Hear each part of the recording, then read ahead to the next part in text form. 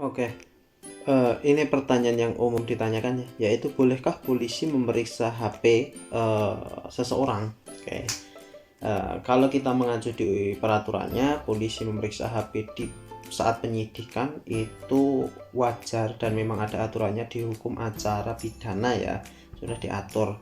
Namun apakah polisi itu boleh memeriksa handphone di luar penyidikan? Mari kita gali aturannya terlebih dahulu.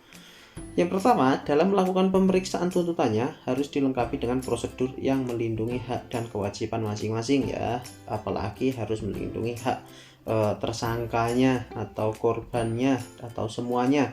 Sebelum melangkah penjelasan lebih jauh, kita ulas dulu prosedurnya mulai dari awal hingga akhir. Yang pertama, yaitu prosesnya polisi harus melakukan penyelidikan, di mana proses ini tersangka masih belum dipastikan sebagai tersangka atau tersangka itu hanya belum tentu tersangkanya itu. Jadi harus perlu bukti tambahan, bukti permulaan yang cukup, dan masih perlu penyelidikan lagi.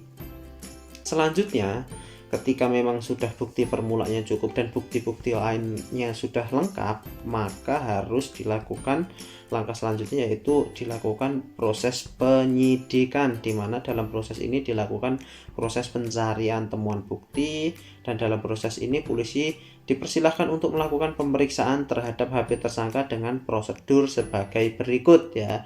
Jadi dalam proses penyidikan memang polisi diperbolehkan untuk memeriksa handphone tersangka ya. Ini aturan undang-undangnya.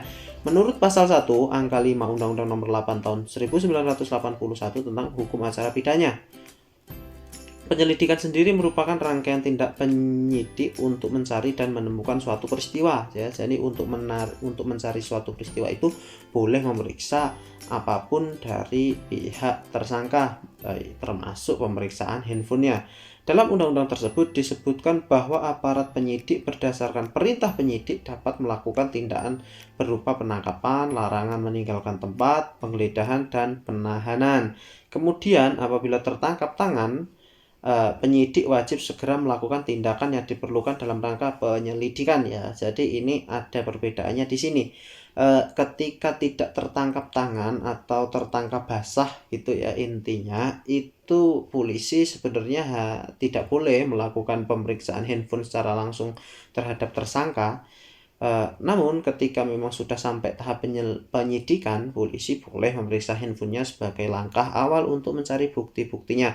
Dan ketika misalnya langsung ketangkap basah melakukan sebuah tindak pidana, maka tanpa penyidikan polisi boleh langsung memeriksa handphonenya.